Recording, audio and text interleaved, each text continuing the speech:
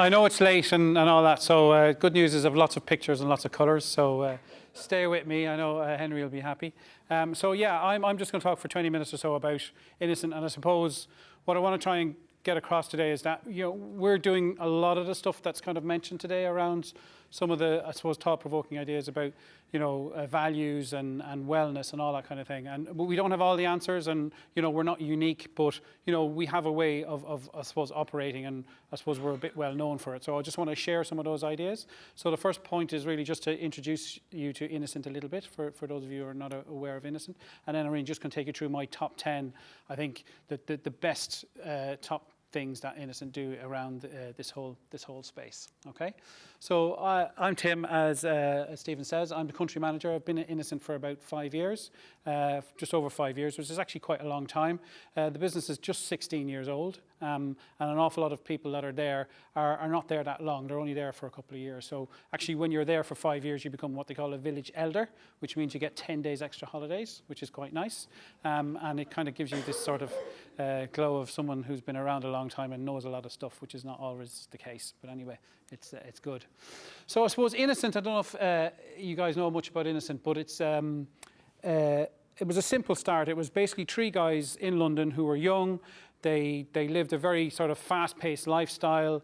They, you know, went out, they played hard, they worked hard, and they really just wanted something that you know, was nourishing and good for them at the end of the day, or during the day. And they all had good jobs. John, Adam, and Rich were their names. They had good jobs in marketing, in advertising, and in sort of just business in general. And you know, they basically wanted to work for themselves, so they came up with the idea of smoothies, and Innocent Smoothies was born.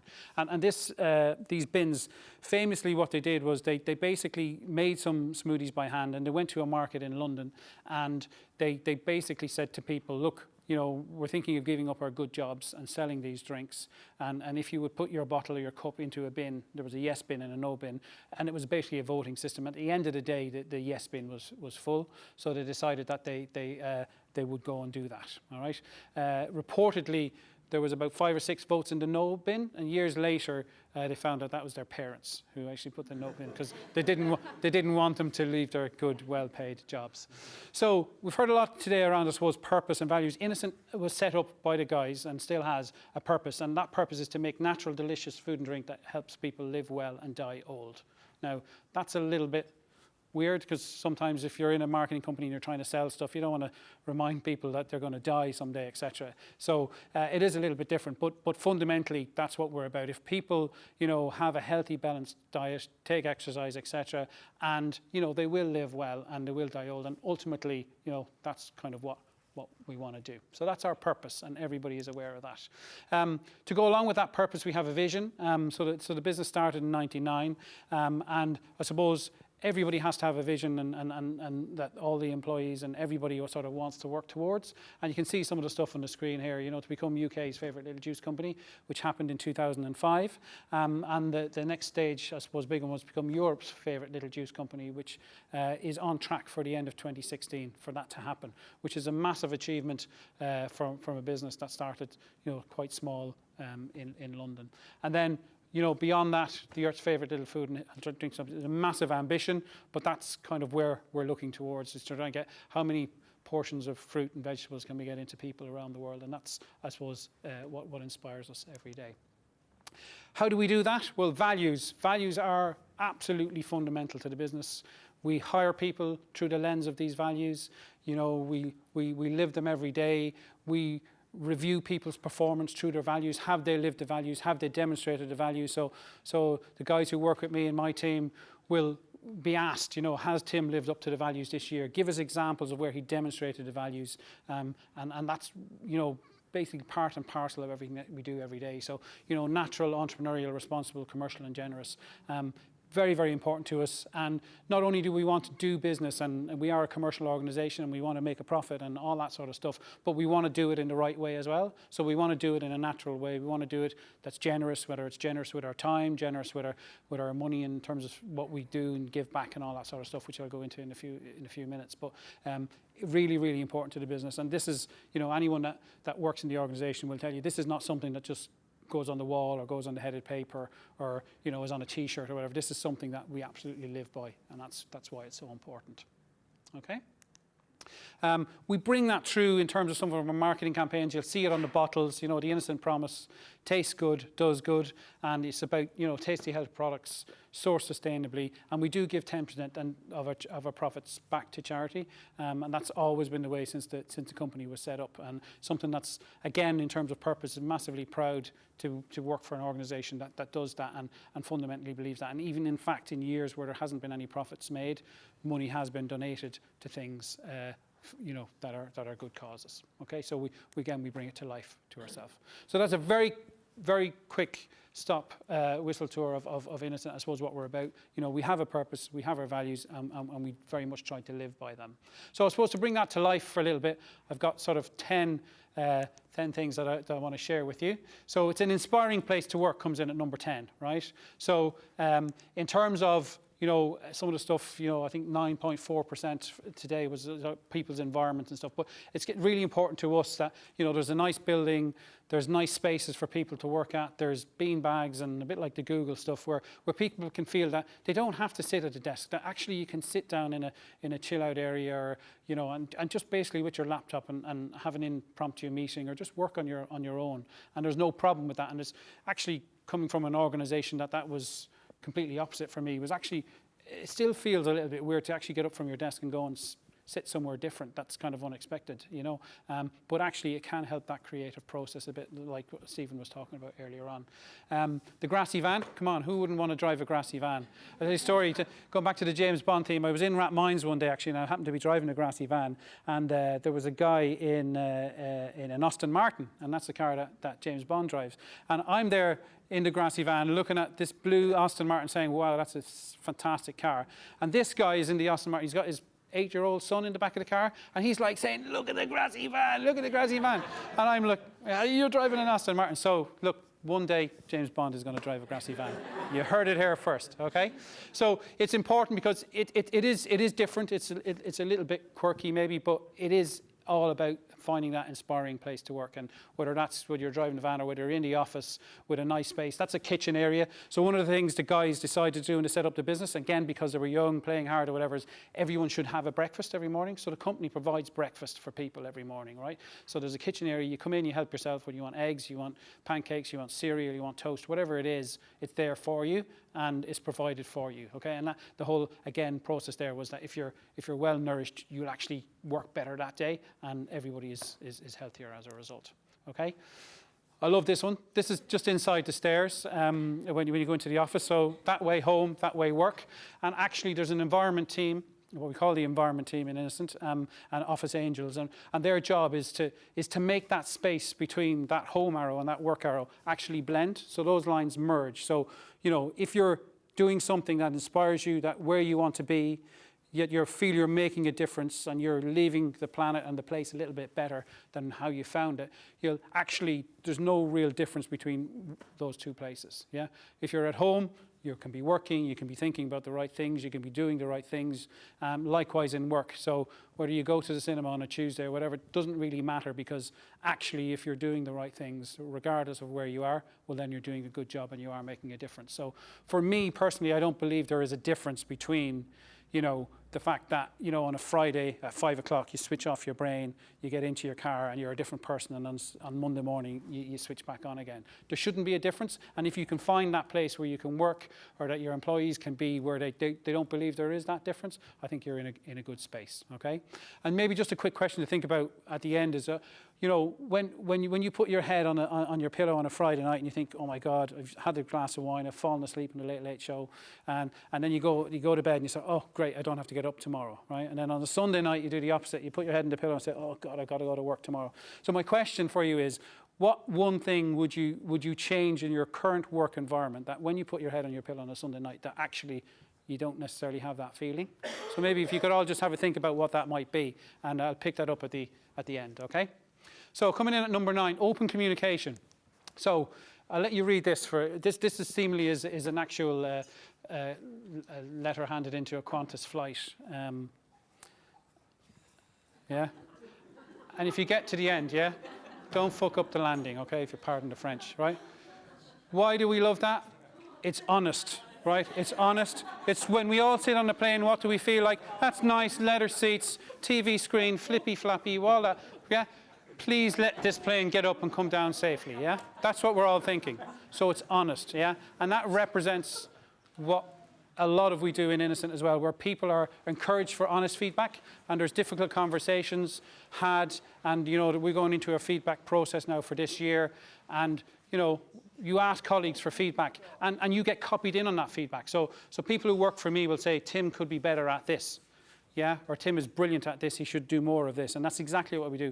What are our strengths? What can we do more of? And we actually focus on the strengths first. And then, you know, we don't even call them weaknesses. We call them areas for development. And that's because, you know, like, again, that's a positive outlook on where things can be better.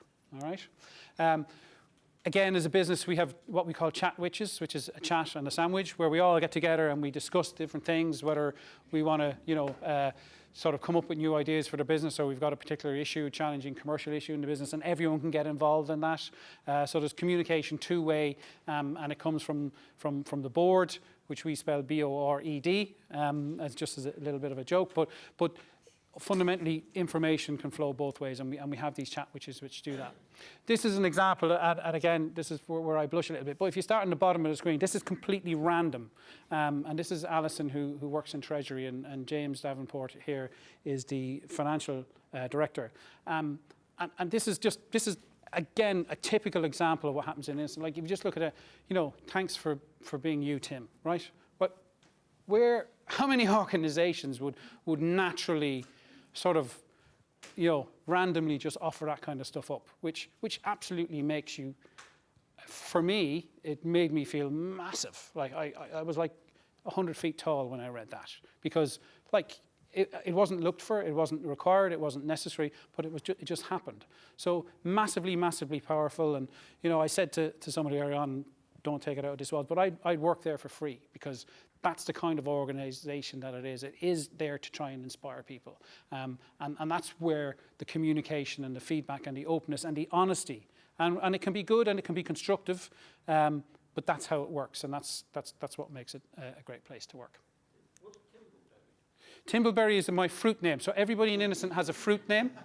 So we've got Louise Lemon Squeeze, we have Timbleberry, we have Keith Nelson is Keith Mandranella, Nelson Mandranella, whatever. But so we all have a fruit name, and Timbleberry is my fruit name. Okay, just again a bit of fun. Coming in at number 8, keeping in touch with consumers. So again, when the business was set up, there's a thing called a banana phone, and we'll still use that banana phone today. So if you ring the number, hi, Innocent Drinks banana phone, Tim speaking, yeah, and you know, that's what we're about. And consumers are encouraged to ring us. We have kids ringing us, sort of saying, just wanted to see if it was real. We've had some drunk teenagers ring and sort of ask some obscure questions, et cetera, but it's there, it's for consumers, it's for feedback. And the whole reason for that was, the inspiration for that was, if we're going to make products, to sell great products to people, we want to make sure that we're doing it in the right way, and that we're making products that people love, and if they don't love them, that they'll tell us that they don't love them and why they don't love them and how we can improve them, et cetera, and that's what we're about. So the banana phone. These are some examples again of consumer feedback, where actually this one here, the Oreo cookies, is where again the environment team took out the nice cream filling out of the Oreo cookies and put toothpaste in there instead. Just a bit of fun, and you know, we use that then in terms of our social media and Twitter and Facebook and those kind of things, just again to, you know, have a bit of fun with our drinkers and encourage them. And this is Henrietta here on the left, which again, we have a big knit campaign where we ask people to knit little hats on the bottles, and we donate money to charity, and that helps keep all people warm and stuff. So again, just some of the communication that we do. Stop looking at my bottom. Again, I don't know if you're aware of this, but in all of our products, there tends to be messages like that. And it's just engaging, and it's about trying to, I suppose, just have fun with people, make them happy, make them laugh, make them smile. If you can do that, it's a good thing. And then this is just a notice board examples. People send us all sorts of stuff. They knit us things, they draw things, kids, you know, really, really creative, and people feel that they can come in and just sort of engage with us, which is really, really great, and we love that. Number 7, surprise and delight. Okay, one of my favorites, Twister in a lift. This is one of the lifts in Innocent, right? So again, the environment team will just do some random stuff like this where, you know, okay, it's a lift, it has a function, but how can we make a bit of fun out of it? How can we get people to think differently about spaces and things? So this was a twister game that was actually put into the lift, and there's a Lego wall, and there's various other different things as well. This one here again is quite interesting. So we're not really into formal dressing in Innocent, and you can kind of wear what you like. In fact, when I first went in for an interview, a guy went past in just a pair of shorts and a skateboard in the office, and I'm like, where am I? But so Tom, one of the guys, got a job with the government, and in order to sort of help him get used to the idea of being in a suit, everybody dressed up in formal wear for a day. And again, bit of a joke, bit of a laugh, but again, the kind of things that we do to get everybody engaged and everybody is aware of what's happening and so on. And again, just for Halloween, I put this in as well. Again, that's the microwave, and you could find a dead person's head in there or whatever it is. All right. So again, a bit of fun. In terms of number 6, our doors are always open. So Stephen touched on this. We love people coming in. We get all sort of randomers coming in, people with their dogs, people with their pets, people with their children, just people dressed up. All the weird and wonderful. And again, I suppose, why is this important? Actually, it's really rewarding for people working there because it's fun. Because you never know what's going to happen on any given day. You never know what's going to come through on the phone in terms of the banana phone. And these are just some examples of people that just come in and really have a good time, and it helps create a good atmosphere in a place. Here's another example. Bill Clinton actually came in one day. It wasn't a random drop-in, it was arranged, yeah. But again, he came in. It was Innocent, doing a series of talks called Innocent Inspires, and we have various different people in to sort of, I suppose, help promote that, and he was in. Huh? I don't know. I assume he brought it with him. I don't know. That probably went through some MI5 screening. God only knows. Yeah. Cool. So number 5, the Innocent Foundation. So this is something, again, we're massively proud of. So 10% of our profits go to charity, to the Innocent Foundation, and it goes through seed funding for.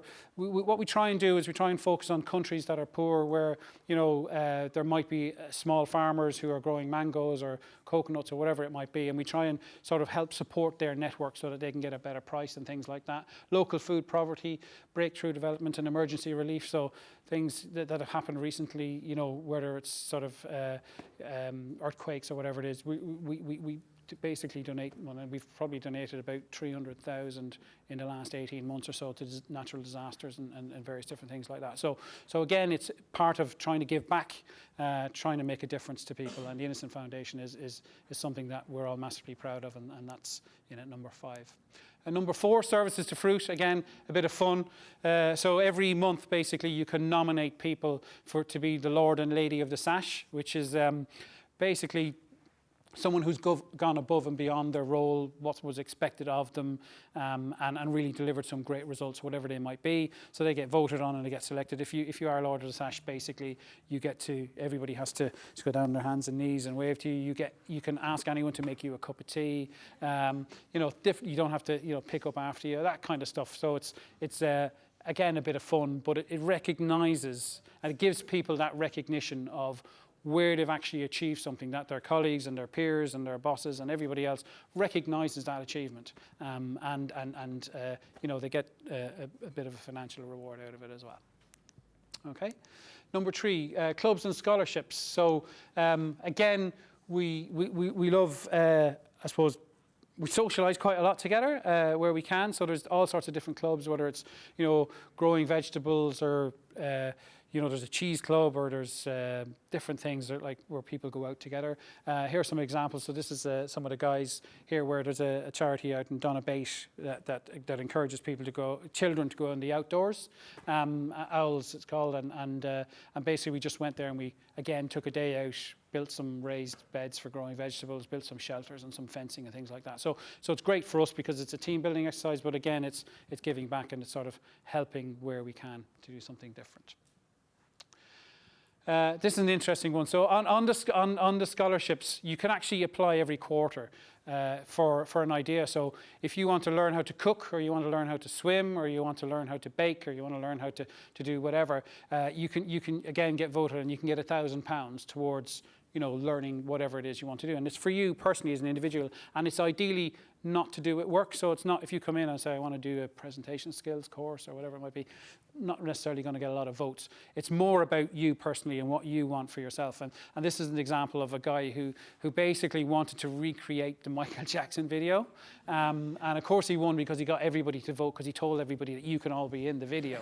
Yeah, and it worked really well. So this is them, and it really professionally done. And he spent all the money doing this. And actually quite a lot of those people are finance people in there. That's just letting their inner demons out, I think. But there you go. Number 2, nature weekend and Christmas parties. We like to have fun. We work hard. We're incredibly commercial, yeah, but we also like to have good fun. So, where we can, we will put on a good bash. We will splash the money around, and we will, because again, at the end of the day, it's the people who make the organization what it is. It's the people who make the business successful that allows the money to be invested in innovation or into the foundation or whatever it might be. So it's recognizing the value of those people, and rather than sort of scrimping and saving on what might be seen as a frivolous cost, it's about putting that center field and really celebrating the people and letting them have a good time. The first time I went to a nature weekend, the fridge was full of alcohol, and it was like, wow, this is, and it wasn't just beer, it was hard alcohol, because they want you to get drunk and they want you to have a good time. And whether that's politically correct or not, I don't know, but it is about recognizing that people are there to party, they want to let their hair down, and it is what it is, and let's have a good time. So we do that. That's a picture from the team that went to Marbella a couple of years ago. It was a particularly good year, and again, lots of good stories come back from those kind of things. And this is another one just in the UK. So number 1, any guess what is the most rewarding thing or the best thing about Innocent? Yeah, exactly. The people. Yeah, that's what it's about. We love going to work because you're going to see your mates, so you're going to do something different. You're going to really sort of make a difference, I suppose, and that's what it's about. So again, this is in the chill out area in the kitchen in Fruit Towers, where we call the building, and these are the baby photographs of all the people that work there. So that's the CEO or whoever it might be. That's recognizing them as people. Where they were at a certain stage in their life. Here they are now in an organisation. Working together, making a difference, and just really, really recognizing the fact that people are what this organization is all about, and yeah, that's about it. So that's me. All right.